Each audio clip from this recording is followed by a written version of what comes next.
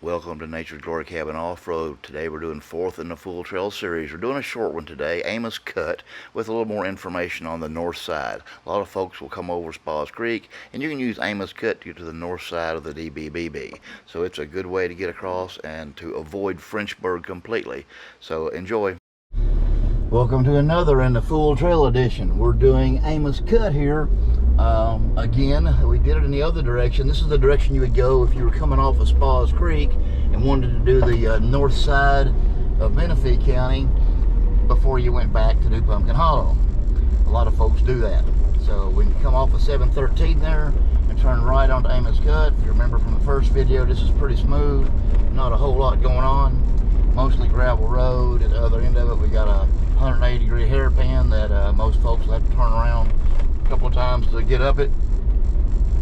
But this is the direction you'll go if you want to do the north side. What happens is you come out on Amos Ridge Road, you'll take a left on Amos Ridge Road and go out to Ridge and make a left on Ridge. It takes you to 460. Once you're on 460, you can do all the north side stuff. Put you on the end closest to County Park and Clifton Road. And on a little further out on that side is also Igo Ridge Road and Brushy Fork, 1036. If you go back through Frenchburg, there is also a couple more trails, Johnson Branch and Wayne Benson. And you can do those in either direction as well. There are other videos. All of those don't have videos yet, some of them will. But this is pretty easy, nice little cut through. You get to avoid Frenchburg.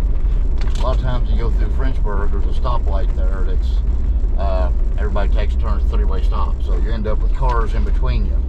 This allows you to bypass all that and everybody gets to stay together a little better.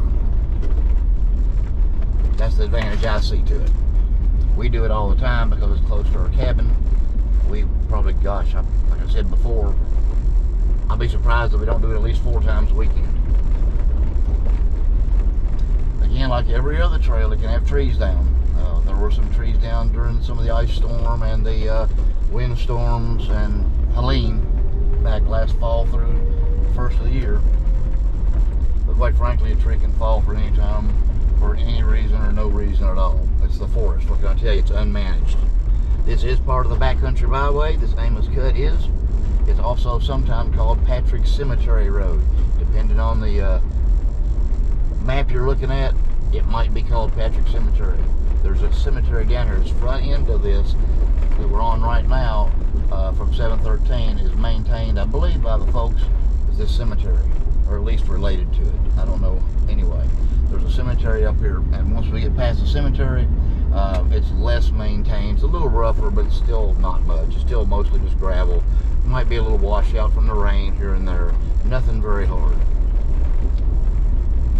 Again, the only obstacle we'll talk about when we get there is the 180-degree up the hill hairpin, and that's the only thing that makes it hard because it's a hairpin.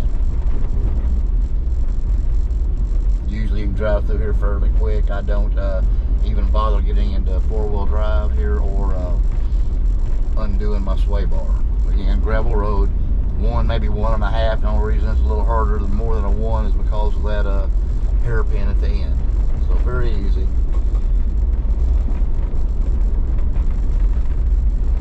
May still meet locals on this. Sometimes they're moving pretty fast, side by sides, go-karts, I mean all kinds of things. I've even seen minivans back here. So be aware that you might meet somebody, because it connects real close to a bunch of houses up here on the upper side, on the Amos Ridge side. Again, this is Amos Cut, and it comes out on Amos Ridge Road.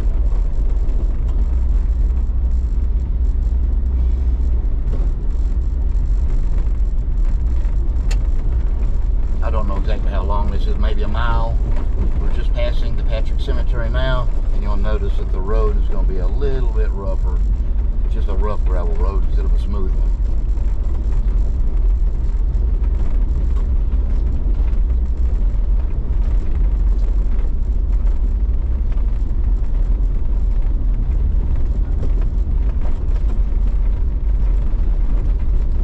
It probably takes 10 minutes to get through here. Not not very long. The reason it takes that long is you really don't drive very fast. You can probably drive 15 miles an hour for the most part.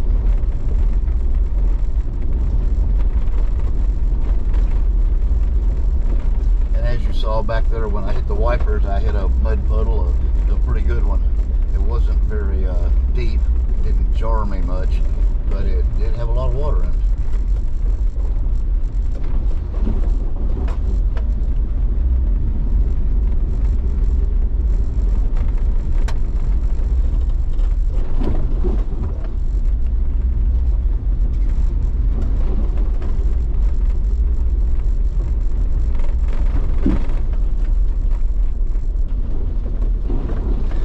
There are a couple of offshoots on this. I wouldn't take them. I think this is private property in this direction on the left up the hill. I don't know what that is on the lower side, but it looks like there's a couple of places that side by sides or something that cut some places. Yeah, just stay off of that. Just stay on the trail. Up here in this curve, it looks like, they tell me there was an old house back there. It looks like a road going on out. It's got a pretty deep mud hole, so I'm told, but it's also not part of the trail again. Stay on the trail. We'll make the hairpin right up here and head up toward Amos Cut.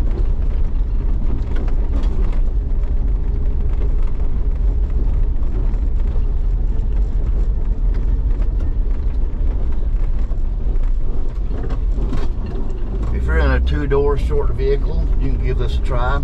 I'm going to swing way to the right here, get right on the edge of my right side tires, and then cut sharp up the hill right across the apex of that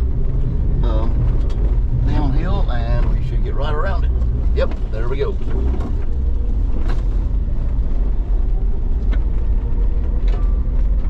Again, there's that little washout. We saw that in the other direction video. We're just going up the hill now.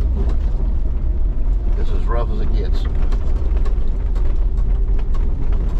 When we get up here to the top, you'll turn left to go head out toward 460 on Amos Cut to Brushy Ridge into 460. And hope everybody's enjoyed this. Thanks for watching. Like, subscribe, share, comment. Love to hear your thoughts. Thanks for watching.